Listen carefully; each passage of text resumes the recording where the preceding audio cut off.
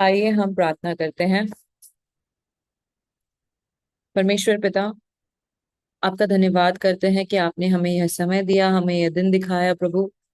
आपकी स्तुति आराधना करते हैं प्रभु, आपका नाम ऊंचा उठाते हैं प्रभु, क्योंकि आप ही योग्य हो।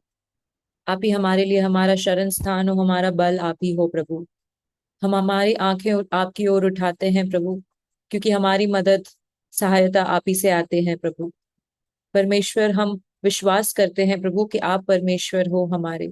आपने इस पूरी दुनिया की रचना की है प्रभु, और आपके अलावा कोई नहीं है। आप राजाओं के राजा हो, प्रभुओं के प्रभु हो। परमेश्वर, आपने अपने इकलौते पुत्र को हमारे लिए इस धरती पर भेजा, ताकि जो कोई उन पर विश्वास करे प्रभु, सब अनंत जीवन पाए और नाश ना हो किसी का। ये संगति जो है प्रभु, ये सारे सारे परिवार के लोग जो जुड़े हैं प्रभु, ये सभी ने आपकी ओर आंखें उठाई है प्रभु, सहायता के लिए। आपकी ओर आंखें उठाई है प्रभु, आपके वचनों को और गहरी तरह से जानने के लिए। और धन्यवाद करते हैं प्रभु कि आपने शेखर दादू को प्रभु एबिलिटी दी कि ये हर रोज ये वचन हमारे साथ साझा कर सके, बांट सके, रेवलेशन हमारे साथ बता सके प्रभु। सारे जो प्रकाशन वो बांटते हैं प्रभु, धन्यवाद कि आपने वो सारी चीजें उनको उनको दी है प्रभु, उनको इस ज्ञान से भरा है प्रभु। हम भी जो वो सिखा रहे हैं सब सीख पाए, हमारी आत्मिक आंखों को खोल, आत्मिक कानों को खोल प्रभु, और हम ग्रहण कर पाए, हमारे हृदय में वो बस जाए, और हमेशा हमें वो याद रहे। ऐसी हमें शक्ति दे प्रभु। सभी को आपके लहू से ढक दे प्रभु, जहां पर भी है सब परमेश्वर परमेश्वर आपकी उपस्थिति हम सबको महसूस हो प्रभु। शेखर दादू का आपके हवाले करते, उन पर आपका लहू आए प्रभु, उन पर आपका गुड हेल्थ आए प्रभु, उन पर आपका हाथ हमेशा बने रहे प्रभु। उनके दर्द, उनके परेशान को आप जानते हैं प्रभु, उनको आपके कंफर्ट से और आपकी शांति से भरे रखे प्रभु। और उन उन पर हम आपका अनुग्रह और दया हमेशा बनी रहे प्रभु। और जो भी वो वचन बांट रहे प्रभु, वो वचन सच्ची में प्रभु उपजाऊ जमीन पर गिरे, हम सबका जमीन रहे प्रभु, और एक अच्छे पेड़ बन पाए हम प्रभु, ताकि लोग हमारे शरण शरण में आकर प्रभु आपका वचन हम उनको बांट पाए। धन्यवाद करते हैं कि आपने हमें ये समय दिया। जो भी आज तक सिखाया है वो सब हमें याद करने की शक्ति दे, बुद्धि दे, ज्ञान दे प्रभु। और ये बाइबल स्टडी को आपके इच्छा अनुसार, पूर्ण इच्छा अनुसार चला प्रभु, शुरुआत से लेके अंत तक। आपकी सुरक्षा कवच मांगते हैं, और इंटरनेट कनेक्शन को भी आपके हवाले करते हैं। सभी को कंटिन्यूअस जुड़ने के लिए प्रभु ऐसे सही इंटरनेट कनेक्शन दे प्रभु। और जो भी बाद में यूट्यूब पर भी देखने वाले हैं, उन पर भी आपका लहू हमेशा बना रहे, और उन पर भी आपका हाथ हमेशा बना रहे प्रभु। हम धन्यवाद करते हैं, आपको कोटि कोटि धन्यवाद करते हैं कि आपने हमें ये अवसर दिया। और इस प्रार्थना पर भी आपकी पूर्ण इच्छा मांगते हैं। ये प्रार्थना हम प्रभु यीशु मसीह नाजरीन के नाम में करते हैं। आमीन। आमीन। Thank you fan ji, God bless you. और फिर से एक बार जितने लोग जुड़ चुके हैं, मैं सबका प्रभु यीशु मसीह के नाम से इस अध्ययन में स्वागत करता हूं। आज हम लोग फिर से कलीसिया के उठाए जाने के बाद जो विजन यूहन्ना को दिखाया गया, उन्हीं बातों पर अपना ध्यान करेंगे, अपना ध्यान केंद्रित करेंगे। और कुछ खासकर प्रकाशित वाक्य की ये बातें बहुतों के लिए बहुत कठिन पड़ती हैं, क्योंकि उसका बैकग्राउंड नहीं मालूम हमको। इसलिए प्रभु सहायता करे कि हम इन सब बातों को ठीक ठीक समझें, जाने। और इसलिए प्रभु ने इन बातों को बताने के लिए मेरी अगुवाई किया, कि कलीसिया ठीक ठीक तैयार हो सके उससे मिलने के लिए, और उसके बाद होने वाली घटनाओं की जानकारी भी प्राप्त कर सके। और इसलिए एक बार फिर से हम अपने आप को उसके आत्मा प्राण दे अपने जीवनों को आपके उसके चरणों में सौंपते हैं, ताकि उसकी सिद्ध मनसा हम सब के लिए प्रकट हो, उसके आत्मा की अधीनता हम सब पर हो। एक बार फिर से यहाँ से शुरू करेंगे। पढ़ो बहन जी। The things after the rapture, vision of throne, just after rapture, a sealed book, rise of the Antichrist, Daniel chapter 12 verse 4, and Revelation chapter 5 verse 1 and 2. क्या उठाई जाकर उसके सिंहासन के सामने खड़ी है, और तब उसके बाद तुरंत एक विजन आता है, एक छोटी किताब के विषय में, 5 अध्याय प्रकाशित वाक्य, वहां से हम लोग आज शुरू करेंगे। Read it.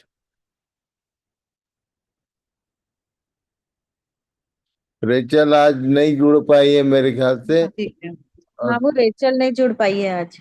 तुम पढ़ो हिंदी कविता। जी। प्रकाशित वाक्य 5, 1 से 2। जो सिंहासन पर बैठा था, मैंने उसके दाहिने हाथ में एक पुस्तक देखी, जो भीतर और बाहर लिखी हुई थी, और वह 7 मुहर लगाकर बंद की गई थी। फिर मैंने एक बलवंत स्वर्गदूत को देखा, जो ऊंचे शब्द से यह प्रचार करता था कि इस पुस्तक के खोलने और उसकी मुहरें तोड़ने के योग्य कौन है। Revelation chapter 5, verses 1 and 2. Then I saw in the right hand of him who was seated on the throne a scroll written within and on the back, sealed with 7 seals. And I saw a mighty angel proclaiming with a loud voice, "Who is worthy to open the scroll and break its seals?" एक पुस्तक है मुहर बंद, 7 मुहर लगी हुई है, और हर मुहर के खुलने से कुछ कुछ इवेंट है, आगे हम देखेंगे। पर ये पुस्तक है कौन सी, इस पर हम ध्यान करें। एक मुहर बंद किताब दानियल से आती है, पढ़ेंगे। दानियल 12 उसका 4 पद पढ़ लो। दानियल 12 उसका 4। हे दानियल, तू इस पुस्तक पर मुहर करके इन वचनों को अंत समय तक के लिए बंद रख। और बहुत लोग पूछ पाछ और ढूंढ ढांड करेंगे, और इससे ज्ञान बढ़ भी जाएगा। Daniel chapter 12, verse 4. But you, Daniel, roll up and seal the words of the scroll until the time of the end. Many will go here and there to increase knowledge. तो ये इस वचन के अनुसार एक बात प्रकट होता है कि पूछ पाछ और ढूंढ ढांड करेंगे लोग, इससे ज्ञान बढ़ेगा।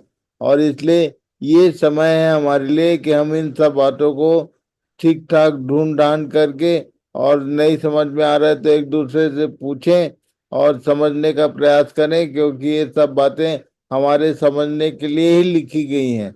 और इसलिए परमेश्वर का वचन ये बताता है, दानियल को बोला था कि बहुत लोग पूछ पाछ और ढूंढ करेंगे, इससे ज्ञान बढ़ेगा। तो यदि आप पूछने वाले लोग हैं, कभी भी पूछने से मत घबराइए। कई लोग सोचते हैं कि हम कुछ पूछेंगे तो मूर्ख ठहरेंगे, परमेश्वर का वचन बोलता है कि आप पूछोगे तो आपका ज्ञान बढ़ेगा और बुद्धिमान ठहरोगे आप।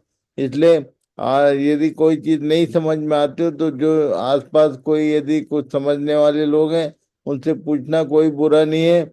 और जो भी मीडिया हमारे पास है, जो मैंने भी, मुझको प्रभु ने आगाही दी, मैंने ढूंढ ढांड किया, बहुत ढूंढ ढांड करके इतिहास और जो पुरानी पिछला इतिहास है, वो सब मैंने सबको बताने का प्रयास किया। मैंने भी खोजा है बहुत सारी बातें। परमेश्वर का वचन बताता है, बहुत सारी बातों को उसका आत्मा प्रकाशित करता है, बहुत सारी बातों में वो प्रेरित करता है कि तुम खोजो इसको। और इसलिए परमेश्वर का वचन भी उसी ढंग से लिखा गया है, परमेश्वर की प्रेरणा से। प्रेरणा मतलब ये होता है कि वो प्रेरित करता है हमारे अंदर, ये इच्छा उत्पन्न करता है कि हम इन बातों की पूछताछ करें और ढूंढ करके कंफर्म करें कि ये बातें यूं ही हैं कि सही में इसका कोई सत्य से संबंध है। इसलिए इन बातों को याद रखें। बहुत लोग पूछ पाछ और ढूंढ करेंगे, उनमें आपकी गिनती होनी चाहिए, पूछने वाले और ढूंढने वाले लोगों में। ये परमेश्वर की इच्छा है। ये किताब जो मुहरबंद किताब है, उसके बारे में दानियल 12:9 में क्या लिखा, पढ़िए। दानियल 12 उसका 9। हे दानियल, चला जा, क्योंकि ये बातें अंत समय के लिए बंद हैं और इन पर मुहर दी हुई है। ये कुछ बातों को जानना समझना चाहता था, और उसने पूछा था इन बातों का अर्थ क्या है। पर उसको ये बोल के उसको बोला गया कि हे दानियल चला जा, ये बातें अभी नहीं, अंत के समय के लिए बंद है। और हम लोग अंत समय में जी रहे हैं, इसलिए ये बातें हमारे लिए प्रकट हो रही हैं। पढ़ो। Daniel chapter 12, verse 9. He replied, "Go your way, Daniel, because the words are rolled up and sealed until the time of the end." ये जो सील्ड किताब है, ये जो मुहर बंद की हुई वही खुलने वाली है। और उसको खोलने वाला कौन है, यहाँ लिखा है, पढ़िए। प्रकाशित वाक्य 5:3 से 4। और न स्वर्ग में, न पृथ्वी पर, न पृथ्वी के नीचे कोई उस पुस्तक को खोलने या उस पर दृष्टि डालने के योग्य निकला। और मैं फूट फूट कर रोने लगा, क्योंकि उस पुस्तक के खोलने या उस पर दृष्टि करने के योग्य कोई न मिला। Revelation 5, 3 and 4. And no one in heaven or on earth or under the earth was able to open the scroll or to look into it. And I began to weep loudly because no one was found worthy to open the scroll or to look into it. तो अब आगे क्या हुआ, पढ़ो। प्रकाशित वाक्य 5:5 और 6। तब उन प्राचीनों में से एक ने मुझसे कहा, मत रो, देख, यहूदा के गोत्र का वह सिंह जो दाऊद का मूल है, उस पुस्तक को खोलने और उसकी 7 मुहरें तोड़ने के लिए जयवंत हुआ है। और मैंने उस सिंहासन और चारों प्राणियों और उन प्राचीनों के बीच में मानो एक वध किया हुआ मेमना खड़ा देखा। उसके 7 सींग और 7 आंखें थी। ये परमेश्वर की 7 आत्माएं हैं जो सारी पृथ्वी पर भेजी गई हैं। Revelation chapter 5, verses 5 and 6. Then one of the elders said to me, do not weep. See, the Lion of the tribe of Judah, the root of David, has triumphed. He is able to open the scroll and its 7 seals. Then I saw a lamb, looking as if it had been slain, standing at the center of the throne, encircled by the 4 living creatures and the elders. The lamb had 7 horns and 7 eyes, which are the 7 spirits of God sent out into all the earth. ये 7 आत्माएं पृथ्वी पर भेजी गई, ऐसा लिखा है। ये 7 आत्माएं, हम लोग केवल एक आत्मा के विषय में सुनते हैं या बोलते हैं या महसूस करते हैं, पर मैं आज बताना चाहता हूँ, प्रभु ने मुझे सिखाया, मुझे मेरी आंखें खोली, मैं आप लोगों की खोलना चाहता हूँ, मैं आपकी सहायता करना चाहता हूँ। पवित्र आत्मा बोलने से केवल पवित्र आत्मा बोलने से कुछ लोग सोचते हैं कि केवल चंगाई का वरदान मिलेगा तभी पवित्र आत्मा का काम। पवित्र आत्मा के 7, 7 in 1 मैं बोलता हूँ। ये 7 आत्माएं क्या हैं उसके बारे में यशायाह में लिखा है, पढ़िए। यशायाह 11 उसका 1 और 2। यशायाह 11 उसका 1 और 2। तब ईशा की ठूंठ में से एक डाली फूट निकलेगी और उसकी जड़ में से एक शाखा निकलकर फलवंत होगी। और यहोवा की आत्मा, बुद्धि और समझ की आत्मा, युक्ति और पराक्रम की आत्मा और ज्ञान और यहोवा के भय की आत्मा उस पर ठहरी रहेगी। तो ये यहोवा की आत्मा, बुद्धि और समझ की आत्मा, युक्ति और पराक्रम की आत्मा, ज्ञान और यहोवा के भय की आत्मा, इनमें से 2 आत्माओं को पौलुस ने क्लेम किया। ये आपका होमवर्क रहेगा, अभी मैं नहीं बताऊंगा। पौलुस ने पत्रियों में इस बात को मेंशन किया कि जब ज्ञान और प्रकाश का आत्मा आएगा तब तुम अपनी बुलाहट को जान सकोगे। तो ये पवित्र आत्मा के ये 7 in 1 मैं बोलता हूँ, जिसको हम पवित्र आत्मा बोलते हैं, उसमें यहोवा की आत्मा, बुद्धि की आत्मा, समझ की आत्मा, ये सारी चीजें एक साथ। और तब ये हमारे प्रभु यीशु मसीह के विषय में भविष्यवाणी थी। ईशा की ठूंठ में से एक डाली फूट निकलेगी, उसकी जड़ में से एक शाखा निकलकर फलवंत होगी, और ये इतनी आत्मा उस पर ठहरी रहेंगी। ये यीशु पर जो आत्मा आई उसमें 7 बातें एक साथ थी, इसलिए उसी को मालूम है कि ये मुहरें कैसे खुलेंगी, और इसलिए आगे उसने मेंशन किया, पढ़िए। 7 spirits. Isaiah chapter 11, verses 1 and 2. And there shall come forth a rod out of the stem of Jesse, and a branch shall grow out of his roots. And the Spirit of the Lord shall rest upon him, the Spirit of wisdom and understanding, the Spirit of counsel and might, the Spirit of knowledge and of the fear of the Lord. इसमें से 1 या 2 भी या 3 भी आपके अंदर काम कर सकता है, इसलिए आप केवल पावर मिनिस्ट्री की तरफ मत ध्यान दो, क्योंकि बहुत सारे लोग इस कंफ्यूजन में रहते हैं कि पवित्र आत्मा आया तो केवल अनन्य भाषा बोलना या तो सामर्थ के काम करना। यहाँ पर ये लिस्ट है, इनमें से कोई भी एक काम हो सकता है। परमेश्वर का आत्मा आपके माध्यम से प्रकट कर सकता है। यदि विजडम और अंडरस्टैंडिंग आपको मिल रही है तो कुछ नहीं, परमेश्वर के आत्मा का काम है जो आपको मिल रहा है।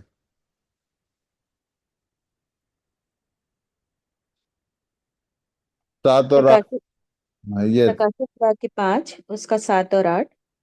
उसने आकर उसके दाहिने हाथ से जो सिंहासन पर बैठा था वह पुस्तक ले ली, और जब उसने पुस्तक ले ली तो वे चारों प्राणी और 24 प्राचीन उस मेम्ने के सामने गिर पड़े, और हर एक के हाथ में वीणा और धूप से भरे हुए सोने के कटोरे थे। ये तो पवित्र लोगों की प्रार्थनाएं हैं। Revelation chapter 5, verses 7 and 8. And he went and took the scroll from the right hand of him who was seated on the throne. And when he had taken the scroll, the four living creatures and the 24 elders fell down before the Lamb, each holding a harp and golden bowls full of incense, which are the prayers of the saints.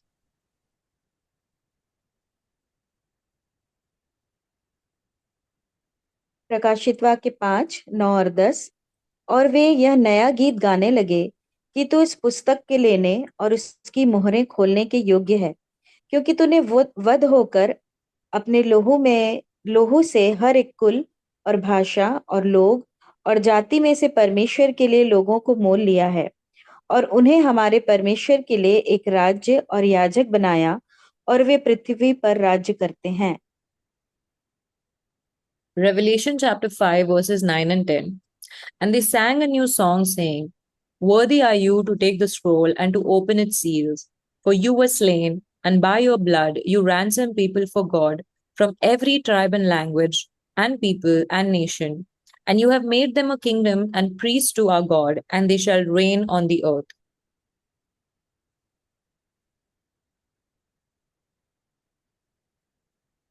प्रकाशित वाक्य 5, 11 और 12।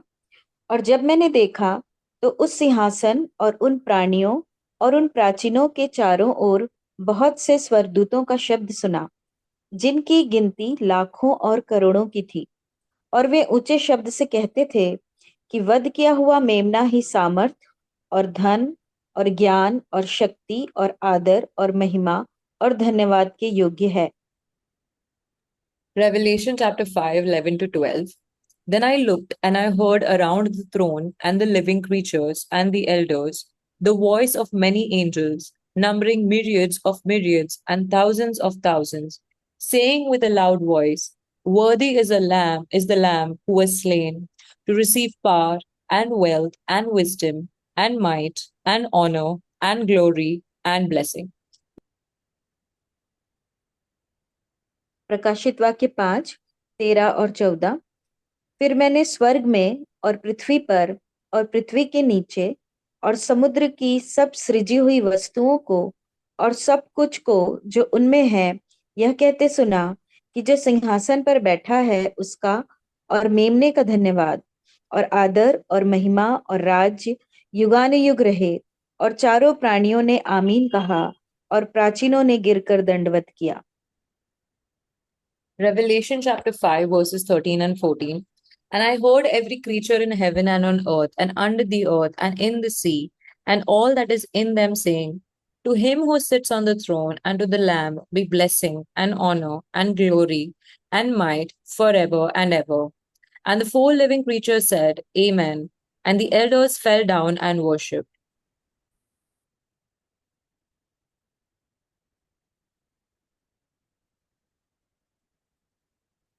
ये निर्गमन निर्गमन का निर्गमन 34 का 10। सुन, मैं एक वाचा बांधता हूँ, तेरे सब लोगों के सामने मैं ऐसे आश्चर्य कर्म करूंगा जैसा पृथ्वी पर और सब जातियों में कभी नहीं हुए, और वे सारे लोग जिनके बीच तू रहता है यहोवा के कार्य को देखेंगे, क्योंकि जो मैं तुम लोगों से करने पर हूँ वह भय योग्य काम है। Exodus chapter 34, verse 10. And he said, Behold, I make a covenant before all thy people. I will do marvels, such as have not been done in all the earth, nor in any nation, and all the people among which thou art shall see the work of the Lord, for it is a terrible thing that I will do with thee. ये terrible thing करने वाला था परमेश्वर अपने प्रजा के साथ। क्यों ये समझा दूं मैं कि जब मिस्र की बंधुआई से लोग निकल के जंगल में पहुंचे और तब परमेश्वर ने मूसा से कहा था, सुन मैं एक वाचा बांधता हूँ, तेरे सब लोगों के सामने मैं ऐसे आश्चर्य करूंगा जैसा पृथ्वी पर और सब जातियों में कभी नहीं हुए। यही कारण है कि ये जो इजरायली हैं वो ट्रिबुलेशन में महाक्लेश काल जो प्रकाशित वाक्य में उसमें एंटर करने वाले हैं। उसका कारण यह है कि परमेश्वर उनके उनसे उसने कहा था ये बात कि मैं तुम्हारे साथ वाचा बांधता हूँ कि मैं तुम्हारे साथ ऐसे काम करूंगा जो जो मैं यहोवा के कार्य को देखेंगे लोग, और जिनके बीच में तू रहता है, क्योंकि जो मैं तुम लोगों से करने पर हो वो भय योग्य, वो डर, ये परमेश्वर से भय लगने लगेगा। ये जो काम मैं करूंगा ऐसे ऐसे काम उसने। और तब व्यवस्था विवरण में लिखा है 28 अध्याय में कि यदि तू मेरी सुनेगा तो आशीष, नहीं सुनेगा तो श्राप। और तब बहुत कठिन बातें वहां लिखी गई। आज जरूर सोने से पहले, बिस्तर में जाने से पहले आप 28 अध्याय को पढ़िए कि जो वाचा उसने बांधा था उसका एक पार्ट वहां है 28 अध्याय व्यवस्था विवरण में। वहां लिखा है कि यदि तू मेरी बातों को सुनेगा ध्यान से तो आशीष पाएगा, और नहीं सुनेगा तो श्रापित होगा। और तब उसने दानियल की पुस्तक में एक बात और कहा, पढ़ो, यिर्मयाह 25 का 1 से 4 पढ़ लो। यिर्मयाह 25:1-4। योशिय्याह के पुत्र यहूदा के राजा यहोयाकीम के राज्य के चौथे वर्ष में, जो बाबुल के राजा नबूकदनेस्सर के राज्य का पहला वर्ष था, यहोवा का जो वचन यिर्मयाह नबी के पास पहुंचा और जिसे यिर्मयाह नबी ने सब यहूदियों और यरूशलेम के सब निवासियों से कहा, वह यह है। आमोन के पुत्र यहूदा के राजा योशिय्याह के राज्य के 13वें वर्ष से लेकर आज के दिन तक, अर्थात 23 वर्ष से यहोवा का वचन मेरे पास पहुंचता आया है, और मैं उसे बड़े यत्न के साथ तुमसे कहता आया हूँ, परंतु तुमने उसे नहीं सुना। और यद्यपि यहोवा तुम्हारे पास अपने सारे दासों अथवा भविष्यद्वक्ताओं को भी यह कहने के लिए बड़े यत्न से भेजता आया है। Jeremiah chapter 25, 1 to 4. This message for all the people of Judah came to Jeremiah from the Lord during the 4th year of Jehoiakim's reign over Judah. This was the year when King Nebuchadnezzar of Babylon began his reign. Jeremiah the prophet said to all the people in Judah and Jerusalem, for the past 23 years, from the 13th year of the reign of Josiah, son of Ammon, king of Judah, until now, the Lord has been giving me his messages. I have faithfully passed them on to you, but you have not listened. Again and again, the Lord has sent you his servants, the prophets, but you have not listened or even paid attention. ये अद्भुत परमेश्वर है जिस पर हम विश्वास करते हैं। पुराने नियम के परमेश्वर के अपने लोगों से उसने ये कहा था। वो ऐसा रिकॉर्ड रखने वाला परमेश्वर है कि 23 वर्ष से मेरा वचन तुम्हारे पास जा रहा है पर तुमने उसे नहीं सुना। आज के लोगों के लिए भी ये चेतावनी, ये वचन, ये लाइनें, इसलिए मैंने आपको याद दिलाने के लिए प्रभु ने मुझसे कहा। मैं सबको ये सबका ध्यान दिलाना चाहता हूँ कि कितने कितने साल से आप परमेश्वर के वचन को सुन रहे हो, पर उसको सुन रहे हो एक कान से, दूसरे कान से उड़ा तो नहीं रहे। ध्यान कीजिए कि परमेश्वर ऐसे रिकॉर्ड रखता है कि तुमने इतने वर्षों से परमेश्वर का वचन तुम्हारे पास हाथ भेजते आया है, और वो बोलता है कि एक जन नहीं, अपने सारे दासों और भविष्यवक्ताओं को भी बहुत यत्न के साथ कहने के लिए, कुछ बातें चिताने के लिए भेज रहा हूं मैं, पर तुम उसको सुन नहीं रहे हो। इसके आगे एक बात बोला था, पढ़िए। यिर्मयाह 25 5 से लेकर 9 कि तू अपनी अपनी बुरी चाल और अपने अपने बुरे कामों से फिरो, तब जो देश यहोवा ने प्राचीन काल में तुम्हारे पितरों को और तुमको भी सदा के लिए दिया है, उस पर बसे रहने पाओगे। परंतु तुमने ना तो सुना और न कान लगाया है, और दूसरे देवताओं के पीछे होकर उनकी उपासना और उनको दंडवत मत करो, और न अपनी बनाई हुई वस्तुओं के द्वारा मुझे रिस दिलाओ, तब मैं तुम्हारी कुछ हानि न करूंगा। यह सुनने पर भी तुमने मेरी नहीं मानी, वरन अपनी बनाई हुई वस्तुओं के द्वारा मुझे रिस दिलाते आए हो, जिससे तुम्हारी हानि ही हो सकती है। यहोवा की यही वाणी है। इसलिए सेनाओं का यहोवा यूं कहता है कि तुमने जो मेरे वचन नहीं माने, इसलिए सुनो, मैं उत्तर में रहने वाले सब कुलों को बुलाऊंगा और अपने दास बाबुल के राजा नबूकदनेस्सर को बुलवा भेजूंगा, और उन सबों को इस देश और इसके निवासियों के विरुद्ध और इसके आसपास की सब जातियों के विरुद्ध भी ले आऊंगा, और इन सब देशों का मैं सत्यानाश करके उन्हें ऐसा उजाड़ दूंगा कि लोग इन्हें देखकर ताली बजाएंगे, वरन वे सदा उजड़े ही रहेंगे। यहोवा की यही वाणी है। जब जब परमेश्वर की प्रजा अपने हिसाब से अपनी बनाई हुई वस्तुओं, अपने बनाए हुए सिद्धांतों के साथ चलने लगती है, तब परमेश्वर को रिस आता है। तब वो एंटी एंटी गॉड जो पार्टीज है उनको परमिट करता है। यहाँ लिखा है कि मैं अपने दास नबूकदनेस्सर को बुलवा भेजूंगा, बोला था उसने, पहले ही चेताया था यिर्मयाह नबी के द्वारा कि तुम अपनी बनाई हुई वस्तुओं के द्वारा मुझे रिझ दिलाते आए हो।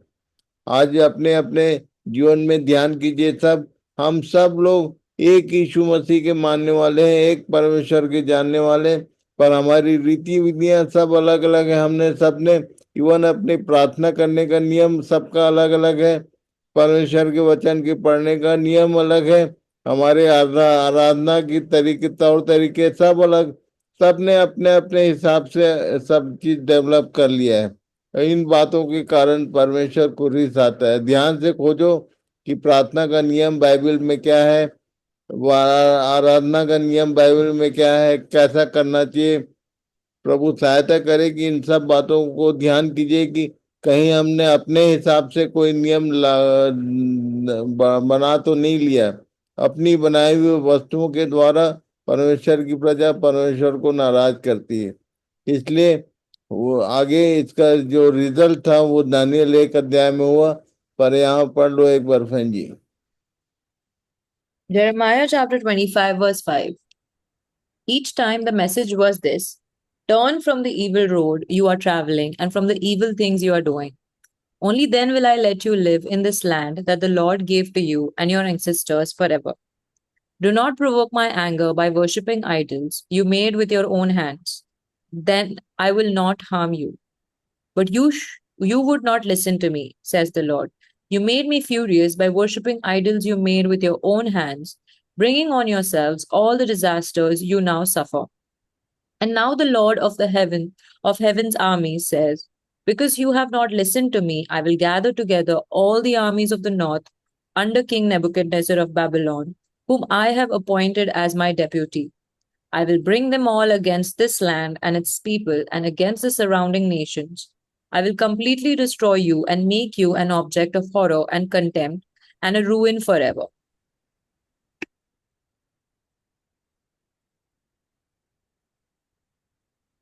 दानियल 1 और 2। यहूदा के राजा यहोयाकीम के राज्य के तीसरे वर्ष में बाबुल के राजा नबूकदनेस्सर ने यरूशलेम पर चढ़ाई करके उसको घेर लिया। तब परमेश्वर ने यहूदा के राजा यहोयाकीम को परमेश्वर के भवन के कई पात्रों सहित उसके हाथ में कर दिया, और उसने उन पात्रों को शिनार देश में अपने देवता के मंदिर में ले जाकर अपने देवता के भंडार में रख दिया। Daniel chapter 1, verses 1 and 2. During the third year of King Jehoiakim's reign in Judah, King Nebuchadnezzar of Babylon came to Jerusalem and besieged it. The Lord gave him victory over King Jehoiakim of Judah and permitted him to take some of the sacred objects from the temple of God. So Nebuchadnezzar took them back to the land of Babylonia and placed them in the treasure house of his God. इसका मतलब ये है कि परमेश्वर बिना चिताए कोई काम नहीं करता, और यदि उसने चेतावनी दिया तो वो काम, जिस जो काम करूंगा बोला वो करेगा जरूर। ये प्रकाशित वाक्य की किताब जो है, जो जो बातें लिखी है वो होके रहेगा, उसको कोई नहीं बदल सकता। पर उसने इससे पहले को स्थितियां हमको मौका दिया है कि हम इन बातों के द्वारा चिताए जाएं। तो प्रभु सहायता करे कि हम इन बातों की गंभीरता को समझें और इन सब बातों पर गंभीर हों और उसके अनुसार अपने आप को तैयार करें। दानियल 9:24 से 27। तेरे लोगों और तेरे पवित्र नगर के लिए 70 सप्ताह ठहराए गए हैं। उनके अंत तक अपराध का होना बंद हो और पापों का अंत और अधर्म का प्रायश्चित किया जाए और युग युग की धार्मिकता प्रकट होए और दर्शन की बात पर और भविष्यवाणी पर छाप दी जाए और परम पवित्र का अभिषेक किया जाए। सो यह जान और समझ ले कि यरूशलेम के फिर बसाने की आज्ञा के निकलने से लेकर अभिषिक्त प्रधान के समय तक 7 सप्ताह बीतेंगे। फिर 62 सप्ताहों के बीतने पर चौक और खाई समेत वह नगर नष्ट के समय में फिर बसाया जाएगा और उन 62 सप्ताहों के बीतने पर अभिषिक्त पुरुष काटा जाएगा और उसके हाथ कुछ न लगेगा। और आने वाले प्रधान की प्रजा नगर और पवित्र स्थान को नाश तो करेगी, परंतु उस प्रधान का अंत ऐसा होगा जैसा बाढ़ से होता है। तो भी उसके अंत तक लड़ाई होती रहेगी, क्योंकि उसका उजड़ जाना निश्चय ठाना गया है। और वह प्रधान 1 सप्ताह के लिए बहुतों के संग दृढ़ वाचा बांधेगा, परंतु आधे सप्ताह के बीतने पर वह मेल बलि और अन्न बलि को बंद करेगा और कंगूरे पर उजाड़ने वाली घृणित वस्तुएं दिखाई देंगी। और निश्चय से ठनी हुई बात के समाप्त होने तक परमेश्वर का क्रोध उजाड़ने वाले पर पड़ा रहेगा। इन सब बातों को समझने का प्रयास करेंगे हम लोग, और कोशिश करेंगे कि प्रार्थना करिए कि प्रभु अपने आत्मा के द्वारा इन सब बातों को मुझे समझाने में भी और को समझने में भी सहायता करें। Read it. Daniel chapter 9, 24 to 27. 70 weeks are determined upon thy people and upon thy holy city to finish the transgressions and to make an end of sins and to make reconciliation for iniquity and to bring in everlasting righteousness and to seal up the vision and prophecy and to anoint the most holy. Know therefore and understand that from the going forth of the commandment to restore and to build Jerusalem unto the Messiah the Prince shall be 7 weeks, and 62 weeks. The street shall be built again, and the wall, even in troublous times. And after 62 weeks shall Messiah be cut off, but not for himself. And the people of the prince that shall come shall destroy the city and the sanctuary, and the end thereof shall be with a flood. And unto the end of the war, desolations are determined. And he shall confirm the covenant with many for 1 week, and in the midst of the week he shall cause the sacrifice and the oblation to cease. For for the overspreading of abominations he shall make it desolate, even until the consummation, and that determined shall be poured upon the desolate. तो ये Daniel 9, 10, 11 को एक बार जरूर पढ़िए। इन बातों को ठीक ठीक समझने के लिए इसको समझना जरूरी है कि ये किसने कहा, किससे कहा, किसके लिए कहा। तो ये जो गैब्रियल है वो आया था, दानियल से बात कर रहा था 9 अध्याय में, और उसने बताया कि तेरे लोगों और तेरे नगर के लिए। तेरे लोग वो बोल रहा था इजरायलियों को, और उसका नगर बोलने से यरूशलेम। तो यरूशलेम और उसके रहने वाले लोगों के लिए ये सारी बातें कही गई थी। तो इन बातों को ठीक ठीक समझने के लिए समय चाहिए हमको, और ध्यान करेंगे तो सब समझ में आएगा। तो ये यहाँ से आगे की बात कल हम लोग ध्यान करेंगे। 9, 10, 11 दानियल की पुस्तक को जरूर आज सोने के पहले पढ़िए, और व्यवस्था 28 अध्याय को भी पढ़ लीजिए। कि परमेश्वर ने यदि कोई बात बोला तो अपने बातों को पूरा करता ही है वो। और इसलिए इन सब बातों को हमको समझने में प्रभु सहायता करें। फिर से हम लोग प्रार्थना के साथ आज का अध्ययन यही समाप्त करेंगे। धीरे धीरे चलेंगे, सब लोग धीरे धीरे लगे रहिए और प्रार्थना करिए कि इन सब बातों को ठीक ठीक समझने में प्रभु हम सबकी सहायता करें। तो हम लोग प्रार्थना के साथ ये आज का अध्ययन यहाँ समाप्त करेंगे। पार्वती बहन, आप प्रार्थना करेंगी? हाँ हाँ, मेरे को बोला। हाँ दादा, प्रार्थना करेंगे। करिए। सर्वशक्तिमान दयालु सर्वशक्तिमान दयालु पिता, हम तेरा धन्यवाद करते स्तुति करते राजा यीशु के नाम में तेरे चरणों के पास में आते हैं प्रभु। तू जानता हमारी प्रभु स्पिरिचुअल हमारी दशा को तू जानता है। अब प्रभु तू उसके अनुसार प्रभु तूने हम पर दया की। अब परमेश्वर पिता प्रभु न सोचते हुए भी हमको इस सुंदर सा प्रभु तो परमेश्वर अपने ज्ञान से भर रहा है प्रभु। हम तेरा धन्यवाद करते हैं प्रभु। तेरा ज्ञान न होने के कारण आज प्रभु कई लोग प्रभु परमेश्वर पिता समझ नहीं पा रहे हैं। तेरे दास ने जो प्रभु तेरे और से जो प्रभु आज बताया, पर परमेश्वर उस पर मनन करने वाले हम सब लोग बने, ऐसा तू होने दे पिता। पर परमेश्वर सारी गड़बड़ियां प्रभु यीशु नासरी के नाम से जाती रहे, ऐसा तू होने दे। पर परमेश्वर तेरे दास को भी प्रभु पिता परमेश्वर ताकत दे, हिम्मत दे, तेज दे प्रभु, भला चंगा रख, ताकि प्रभु परमेश्वर ये ऐसे अभी समय में प्रभु इसी तरह से पिता हम सभी को, हमसे भी और अलग लोग हैं जो नहीं आए हैं, उनको भी प्रभु परमेश्वर पिता ये प्रभु तेरे वचन ज्ञान मिले प्रभु, ऐसा तो होने दे पिता, ताकि प्रभु हम स्थिर हो सके, ताकि प्रभु हम तूने जो सारी बातें आज बताए उसके उसके लिए हम तैयार हो सके प्रभु। धन्यवाद करते प्रभु, स्तुति करते, तारीफ करते राजा, कि हम जितने भी लोगों तूने प्रभु प्रभु हम सभी लोगों के लिए हम दुआ करते हैं पिता, कि हर एक को तेरे वचन से प्रभु माहिर कर दे, ताकि औरों को भी वो सिखाने वाले बन जाए प्रभु। हालेलुया। धन्यवाद पिता, धन्यवाद ईश्वर राजा। अब प्रभु हम पिता सुसमाचार प्रचार करने के लिए प्रभु हमारे लिए कितने अड़थड़े आ रहे हैं, परंतु प्रभु परमेश्वर पिता अभी हमने तेरे दास के द्वारा हमने प्रभु अनुभव किया कि हमको ही प्रभु तैयार होना है, ताकि हम परफेक्ट दुल्हन प्रभु तेरी तेरी हम तैयार हो सके। हाँ मेरे परमेश्वर, तेरे दास के द्वारा सुनने से प्रभु हमको पता चला है परमेश्वर पिता, कि प्रभु अभी भी प्रभु हमको कितना प्रभु और परमेश्वर पिता हम कितना पीछे है। प्यारे स्वामी, धन्यवाद करते सुंदर अवसर के लिए जो तूने आकाश के नीचे प्रभु इस समय हमें हमको तूने दिया अपने दास के द्वारा। धन्यवाद करते प्रभु, स्तुति करते, तारीफ करते, तू महिमा के योग्य है प्रभु, तू जो चाहता है वही करता है प्रभु। धन्यवाद करते, हम कहाँ प्रभु कहाँ कहाँ ये हम लोग जुड़े हैं परमेश्वर पिता, ये सारी बातों को प्रभु हम स्मरण करते राजा, हम तुझे धन्यवाद देते हैं। हमारे समझ से परे ही प्रभु तेरी एक महाकरुणा परमेश्वर, स्तुति करते हैं, तारीफ करते राजा। प्रभु हमको जो पढ़ने के लिए बोला है प्रभु दानियल 10-11 और भी पढ़ने के लिए बोला, हमारी मदद कर पिता, सहायता कर राजा, ताकि प्रभु परमेश्वर हम और भी आगे बढ़ सके। धन्यवाद कहते सारे बच्चों को, सारे तेरे प्रभु अभिषिक्त लोगों को तेरे सामर्थ्य हाथों में सौंपते हो, तेरे दास को विशेष करके तेरे सामर्थ्य हाथों में देते हैं।